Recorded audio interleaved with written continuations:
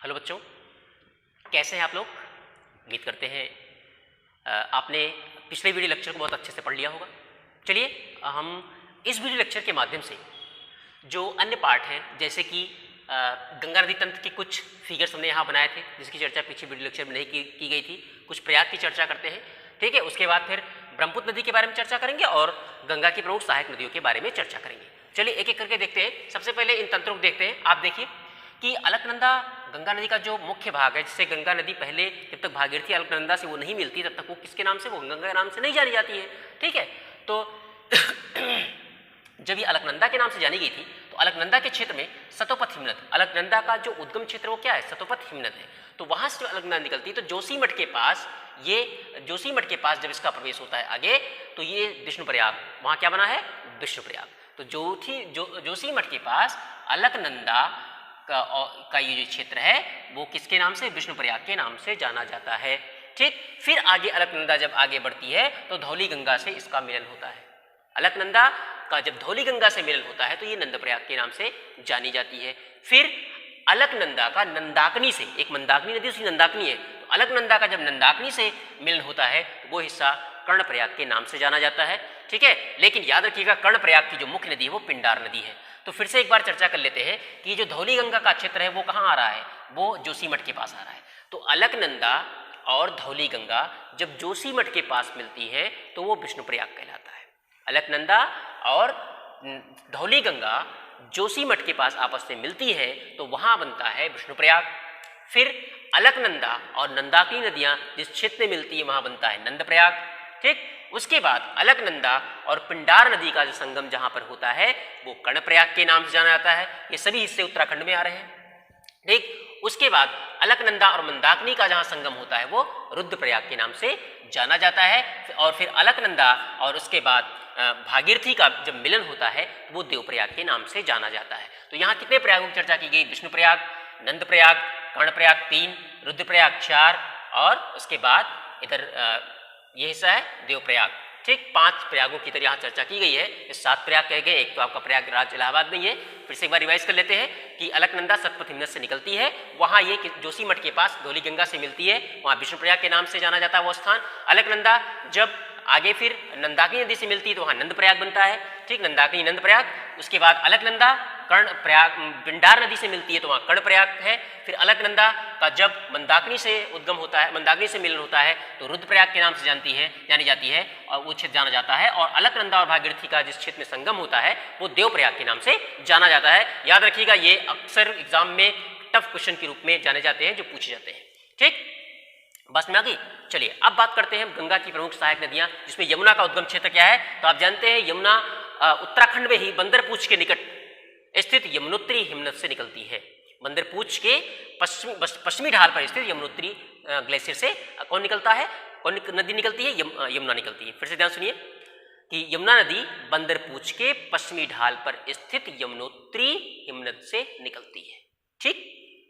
अब इसकी जो प्रमुख सहायक नदियां हैं जिसमें पर्वतीय क्षेत्र से जो आके नदी मिलती है वो है टोंस, गिरी, असन। ये पर्वतीय क्षेत्र में किससे मिलती है, यमुना से मिलती है। और एक चीज याद रखिएगा, यमुना नदी गंगा के पैरेलल प्रवाहित होती है। यमुना नदी गंगा के पैरेलल समानांतर प्रवाहित होती है, ठीक है। और पर्वतीय क्षेत्र में इससे टोंस, गिरी और असन नदियां आकर मिलती है। वहीं मैदानी क्षेत्र में जब पहुंचती है, ठीक, तब दक्षिण दिशा से चंबल, बेतवा, केन, हिंडन, सेंगर, रिंद और, ठीक है, ये सारी चीज ध्यान रखिएगा। चंबल, बेतवा, केन ये मैदानी क्षेत्र में दक्षिणी भाग से आकर चंबल नदी में इसमें यमुना नदी में मिलती हैं। फिर से ध्यान से देखिएगा, यमुना बंदरपूछ के पश्चिमी ढाल पर स्थित यमुनोत्री ग्लेशियर से निकलती है और ये गंगा के पैरेलल प्रवाहित होती है। तो पर्वतीय क्षेत्र में इससे चंबल, बेतवा, केन नदियां आकर दक्षिण से मिलती है, जबकि मैदानी क्षेत्र में जब प्रवेश करती है तो हिंडन, सेंगर, रिंद, वरुणा ये नदियां उत्तरी क्षेत्र से आकर किससे मिलती है, यमुना नदी से मिलती है। याद रखिएगा जो चंबल नदी है वो दक्षिण से आती है, ठीक है, और वो कहाँ से आती है, वो मैदानी क्षेत्र की नदी है चंबल नदी। और बेतवा है, सोन है, ये जितनी भी सहायक नदियाँ दिख रही हैं। चंबल पर देखिए आप राणा प्रताप सागर डैम भी बना हुआ है, इस हिस्से को भी दिखाया गया है, ठीक। और यहाँ ब्यास नदी के हिस्से पर यहाँ जो गोविंद सागर डैम की बात की है उसकी चर्चा की गई है, ठीक है। तो इस प्रकार से यमुना की ये प्रमुख सहायक नदियां हैं चंबल, बेतवा, केन, टोंस, गिरी, असन, हिंडन, सेंगर, रिंद, वरुणा, जिसमें हिंडन, सेंगर, रिंद, वरुणा उत्तर से मिलती हैं आके, जबकि चंबल, बेतवा, केन ये मैदानी जब आती है मैदानी क्षेत्र में तो दक्षिण से मिलती है, जबकि टोंस, गिरी, असन ये पर्वतीय क्षेत्र में यमुना से मिलती हैं।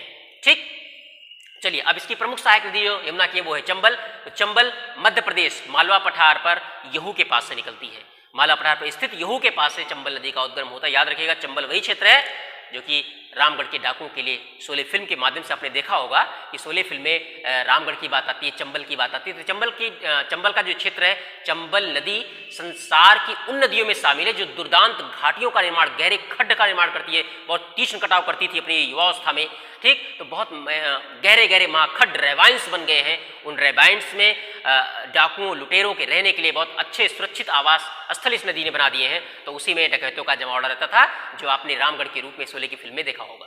ठीक है, तो वो चंबल इसकी प्रमुख सहायक नदी है यमुना की, और इसका जो उद्गम क्षेत्र है वो मध्य प्रदेश में मालवा पठार पर स्थित यहू के निकट इसका उद्गम क्षेत्र है। ठीक, उसके बाद रामगंगा की बात करते हैं जो इसकी दूसरी प्रमुख सहायक नदी है। ठीक है, और गंगा की भी सहायक नदी है, गंगा से मिलती है। वो अल्मोड़ा में द्वाराहाट के पास, अल्मोड़ा जनपद में द्वाराहाट के पास से रामगंगा का उद्गम होता है। अल्मोड़ा उत्तराखंड जनपद में आप जानते ही हैं, और कन्नौज के निकट ही आकर गंगा से मिल जाती है।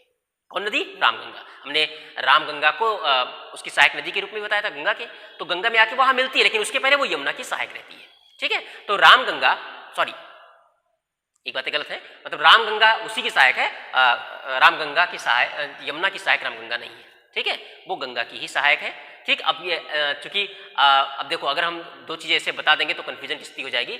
जब रामगंगा गंगा के बाएं तट से आके मिल रही है तो यमुना के पास आके तो मिलेगी नहीं।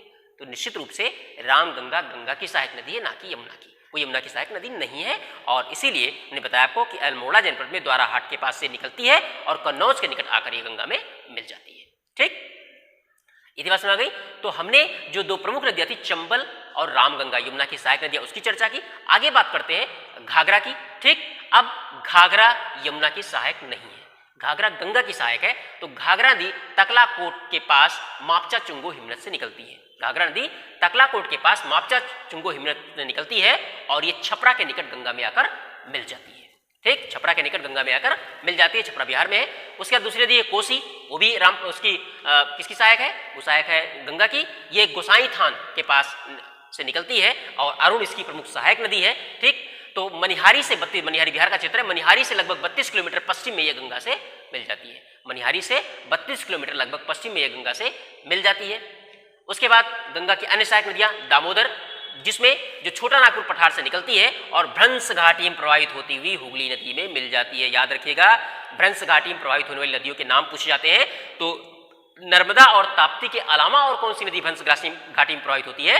वो है दामोदर। याद रखिएगा, नर्मदा और ताप्ती के अलावा भारत की कौन सी नदी है, और खासकर उत्तरी भारत की, जो कि कहाँ प्रवाहित होती है? नर्मदा, ताप्ती दक्षिण भारत की नदियों में, प्रायद्वीपीय भारत की नदियों में शामिल होती है, लेकिन दामोदर वो उत्तर भारत की नदी में शामिल है और ये भ्रंश घाटी में प्रवाहित होते हुए कहाँ? हुगली नदी में मिल जाती है। ठीक, इतनी बात समझ आ गई। अब चलिए बात करते हैं हम ब्रह्मपुत्र नदी तंत्र की। तो ये ब्रह्मपुत्र नदी तंत्र यहाँ आपको दिखाया गया फिगर के माध्यम से। तो आप जानते हैं जो ब्रह्मपुत्र नदी है ये विश्व की सबसे बड़ी नदियों में से एक है और इसकी कुल लंबाई 2580 किलोमीटर है, लेकिन भारत में ये 1346 किलोमीटर ही इसका प्रवाह क्षेत्र है। ठीक, विश्व की बड़ी नदियों में 2580 किलोमीटर लंबाई, जिसमें से 1346 किलोमीटर ही भारत में ये प्रवेश करती है। भारत में इसका प्रवाह क्षेत्र है। ब्रह्मपुत्र नदी का उद्गम जो क्षेत्र है वो आंगसी ग्लेशियर है और इसे तिब्बत में यरलुंग जंगबो नाम दिया जाता है। तिब्बत में से सांगपो भी कहा जाता है। सांगपो का मतलब होता है पवित्र नदी। ठीक, तो तिब्बत में से यारलुंग, जांगबो और साथ साथ सांगपो, आंगसी ग्लेशियर इसका उद्गम क्षेत्र है। और वहीं पर आंगसी ग्लेशियर के पास मापचा चुंगो चेमायुंग डंग हिमानी भी है। तो तिब्बत में आंगसी ग्लेशियर के निकट जो चेमायुंग डंग, ध्यान रखिएगा, इसी के पास क्या है? चेमायुंग डंग। तो चेमायुंग डंग जो है हिमनद, वो कहा? आंगसी ग्लेशियर, ये भी हिमनद है। तो आंगसी ग्लेशियर के पास एक और हिमनद है चेमायुंग डंग। ठीक, मानसरोवर झील के पास है ये कौन सा हिस्सा है? मानसरोवर झील का हिस्सा, मानसरोवर झील, ये मानसरोवर। तो मानसरोवर झील के पास ठीक है आंगसी ग्लेशियर के ठीक पास, मतलब मानसरोवर के सबसे पास क्या है? चेमायुंग डंग है और उससे थोड़ा सा ऊपर क्या है? आंगसी ग्लेशियर है। तो इसी आंगसी ग्लेशियर और चेमायुंग डंग हिमनद, जो कि कहाँ, जो कि मानसरोवर के पास है। मानसरोवर का हिस्सा तिब्बत में आता है, कैलाश पर्वतीय क्षेत्र में आता है। तो यहां से ब्रह्मपुत्र नदी का उद्गम होता है। तिब्बत में इसे यारलुंग जंगबो के नाम से तथा सांगपो के नाम से जाना जाता है। इसका बहाव जो क्षेत्र है वो है तिब्बत, बांग्लादेश और इंडिया। इसका बहाव क्षेत्र कहाँ कहाँ है? तिब्बत में है, बांग्लादेश में है और कहाँ पे? इंडिया में है। आप देखो ये मैक्सिमम तिब्बत के क्षेत्र को कवर कर रही है। ठीक, फिर जो बचा हिस्सा फिर वहां बांग्लादेश और फिर थोड़ा सा हिस्सा इंडिया में। तो इंडिया में 1346 कम नहीं है, 2580 में 1346 किलोमीटर अकेले इंडिया में बहती है। उसके बाद और जो मैक्सिमम हिस्सा है वो कहाँ पे है? वो तिब्बत में है और उसके बाद थोड़ा सा हिस्सा कहाँ पे है? बांग्लादेश में। तो तीन इसके प्रवाह क्षेत्र है, तिब्बत, बांग्लादेश और इंडिया। बांग्लादेश में इस नदी को जमुना के नाम से जाना जाता है। बांग्लादेश में ब्रह्मपुत्र नदी तंत्र को जमुना के नाम से जाना जाता है, लेकिन जहां इसका उद्गम क्षेत्र होता है वहां इसे यरलुंग जंगबो और सांगपो के नाम से जाना जाता है। उसके बाद आगे ये नामचा बारवा के निकट, नामचा बारवा के निकट एक गहरे खड्ड का निर्माण करती है और वो गहरा खड्ड सदिया के पास बनता है। वो गहरा खड्ड भारत में सदिया के पास बनता है। तो नामचा बारवा के निकट पहाड़ी को ये काट कर एक गहरे खड्ड का निर्माण करती है, डीप गार्ज का निर्माण करती है और फिर सदिया के निकट ये भारत में प्रवेश करती है। ठीक, जहां ये सदिया के निकट भारत में प्रवेश करती है वहां से लोहित और दिहांग, वहां से लोहित और दिहांग ये दो नदियां आकर आपस में ऐसे मिलती हैं। लोहित और दिहांग नदियां तो आपस में आके मिलती हैं और इस सांगपो नदी का सदिया के इस क्षेत्र से आगे बढ़ने पर इसका नाम पड़ जाता है ब्रह्मपुत्र। याद रखिएगा, भारत में इसका नाम ब्रह्मपुत्र है। कहां? सदिया के निकट, जब दिहांग और लोहित दो अलग अलग दिशाओं से आकर मिलती है तो इन दोनों की एक बड़ी शाखा बनकर आके ब्रह्मपुत्र के नाम से जानी जाती है। और उसके बाद ये जब बांग्लादेश में प्रवेश करती है तो उसे हम जमुना नाम दे देते हैं। ठीक, वो जमुना नाम से वहां जानी जाती है, वहां का लोकल नेम है, वो जमुना के नाम से वहां जानी जाती है। और चूंकि ये पूरी तरह पठारी और पर्वतीय क्षेत्र से होकर गुजरती है तो इसका निश्चित रूप से प्रवाह बहुत तीव्र होता है। बड़े ग्लेशियर क्षेत्र से आती है, जल की मात्रा भी ज्यादा होती है, प्रवाह भी तेज है। तो गहरे गादों तो काफी और गहरे खड्ड का निर्माण भी कर रही है। यहाँ भी गहरा खड्ड है, यहाँ भी अधिक कटाव कर रही है, तो उससे बहुत अधिक गाद या मलबा निकल के आता है, जिसकी वजह से अक्सर ये ब्रह्मपुत्र की जो घाटी जो असम में है वो इन गाद और मलबों से पड़ जाती है और विशालकाय जलराशि उस घाटी से निकलकर, उस नदी घाटी से निकलकर बाहर फैल जाता है, जिससे हर साल असम बाढ़ का शिकार बनता है। उसका कारण क्या है? असम में बार क्यों आती है? क्योंकि ब्रह्मपुत्र नदी उस क्षेत्र से प्रवाहित होती है और इसका कैचमेंट एरिया बहुत अधिक है। भारत में लंबाई में अगर गंगा सबसे बड़ी है तो चौड़ाई में अपवाद क्षेत्र में सबसे बड़ा क्षेत्र किसका है? ब्रह्मपुत्र का है, क्योंकि ये पूरी तरह से पर्वतीय पठारी नदी है और ये इसका प्रवाह अधिक है, इसमें जल की मात्रा अधिक है और ये गहरे खड्ड का निर्माण करती है, साथ साथ कटाव बहुत अधिक करती है, जिसकी वजह से असम में इसकी जो घाटी है वो उथली हो जाती है, जिसकी वजह से विशाल जलराशि उस घाटी में न समाकर, उस नदी की बेसिन में समाकर उस जल बाहर आ जाता है और अत्यधिक वर्षा का भी समय होता है उस समय, और इस प्रकार से असम में हर साल बाढ़ आ जाती है। ठीक, उम्मीद करते हैं ये चीजें आपको यहाँ समझ में आ गई होंगी। फिर आगे ब्रह्मपुत्र नदी जब जमुना सीधे प्रवेश करती है तो इसकी जो सहायक नदियां इसके रास्ते मिलती हैं वो है सुवर्णश्री, कामेंग, धनश्री, मानस, संकोच, तिस्ता। याद रखिएगा, ब्रह्मपुत्र की जो सहायक नदियां हैं वो सुवर्णश्री, कामेंग, धनश्री, मानस, संकोच और तिस्ता। इसके अलावा ये नदी ग्वालंदो के निकट, ये वाला हिस्सा ये ग्वालंदो है, ग्वालंदो के निकट ये कहाँ प्रवेश करती है? पद्मा में मिल जाती है, अर्थात गंगा में। ग्वालंदो के निकट, पद्मा कहाँ नाम दिया गया गंगा का? बांग्लादेश में। तो ग्वालंदो भी कहाँ होगा? बांग्लादेश में होगा। तो उसी ग्वालंदो के निकट ये क्या करती है? ये किससे मिलती है? पद्मा अर्थात गंगा से मिल जाती है। और इस तरह से गंगा और ब्रह्मपुत्र अर्थात पद्मा और जमुना ये मिलकर संसार का सबसे बड़ा प्रगतिशील डेल्टा बनाती है। ठीक, संसार के सबसे बड़े प्रगतिशील डेल्टा कौन सी नदी बनाती है? गंगा और ब्रह्मपुत्र नदियां मिलकर बनाती हैं, जिसको बांग्लादेश में पद्मा और जमुना के नाम से जाना जाता है। और इन्हीं नदियों के गाद से, इन्हीं की नदियों के लगातार लाए गए मलबे से वो मलबा इतना अधिक आगे तक समुद्र में ढकेला जा चुका है कि वहां पर 2 द्वीपों का निर्माण हुआ है। एक हाल ही में निर्मित द्वीप है न्यूमुरे आइलैंड, न्यूमुरे द्वीप, जो कि बंगाल की खाड़ी में निर्मित है। ये बंगाल खाड़ी में सभी गिरती हैं। ठीक, और उसके बाद जो सागर आइलैंड है, जिसको गंगा सागर क्षेत्र के नाम से जाना था, वो बहुत पहले निर्मित हुआ है। तो इन नदियों के गाद से सागर द्वीप और न्यूमुरे द्वीपों का निर्माण हुआ है और इसके अलावा और बहुत से असंख्य द्वीपों का इस क्षेत्र में निर्माण हो रहा है, लगातार गंगा ब्रह्मपुत्र नदियों द्वारा लाए गए मलबे के निक्षेपण से। ठीक, ब्रह्मपुत्र के बारे में एक और बहुत फेमस बात है। ब्रह्मपुत्र हमने कहा कि बहुत अधिक मलबा का इकट्ठा करती है। तो इस मलबा के इकट्ठा करने की वजह से विश्व का सबसे बड़ा नदी द्वीप माजुली जो असम में है और एक विधानसभा क्षेत्र भी, लेजिस्लेटिव असेंबली भी है, तो वो माजुली आइलैंड का निर्माण हो गया है। तो ब्रह्मपुत्र ने संसार के सबसे बड़े नदी द्वीप का निर्माण किया है असम में, जिसका नाम है माजुली। याद रखिएगा कि संसार का सबसे बड़ा नदी द्वीप माजुली है जो कि असम में है और ब्रह्मपुत्र नदी द्वारा निर्मित किया गया है। तो एक नदी इतना अधिक मलबा इकट्ठा कर दे, इससे द्वीपों का निर्माण हो जाए, तो निश्चित रूप से इस नदी की प्रवाह शक्ति, इस नदी की कटाव शक्ति को प्रमाणित करता है।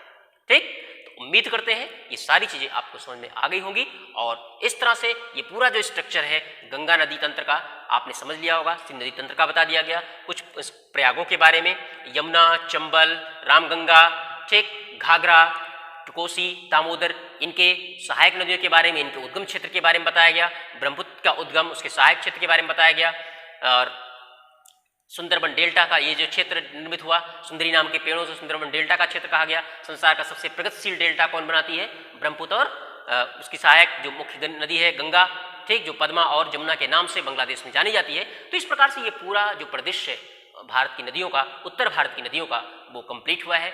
नेक्स्ट लेक्चर के माध्यम से, जिसमें आप देखेंगे और बहुत अच्छे से समझेंगे कि प्रायद्वीपीय नदियों का तंत्र कैसा है, प्रायद्वीपीय नदियों का स्वरूप क्या है, उसमें केवल हम प्रायद्वीपीय नदियों की इस पूरे क्षेत्र की चर्चा करेंगे। अभी तक हमने केवल इसी पूरे क्षेत्र की चर्चा की है, लेकिन दूसरे वीडियो लेक्चर के माध्यम से हम इस पूरे परिक्षेत्र की चर्चा करेंगे, जिसमें कुछ झीलों की चर्चा करेंगे, कुछ बांधों की चर्चा करेंगे, और निश्चित रूप से वो आपके कोर्स के लिए बहुत ही इंपॉर्टेंट होगा और आपके एग्जाम में एक क्रैकर्स का काम करेगा। आपके एग्जाम में आने वाले महत्वपूर्ण बिंदु जो कि नदियों के माध्यम से पूछे जाते हैं, वो आप उसको सॉल्व कर सकेंगे। ठीक, वैसे नदियों से संबंधित तो बहुत से क्वेश्चन बनते हैं कि किस नदी के किनारे कौन से नहर, कौन से नगर बसे हुए हैं, कौन से शहर बसे हुए हैं। तो ये सब जीके की चीज़ें हैं, वो सब चीज़ें हम रट सकते हैं, लेकिन ये जो कॉन्सेप्चुअल चीज़ें हैं वो केवल मैप के माध्यम से और कुछ डिस्कशन के माध्यम से ही समझ में आती हैं। ठीक है, तो इस लेक्चर के माध्यम से इतना ही। बाकी प्रायद्वीपीय भारत की नदियों के बारे में हम नेक्स्ट लेक्चर के माध्यम से चर्चा करेंगे। तब तक के लिए थैंक यू।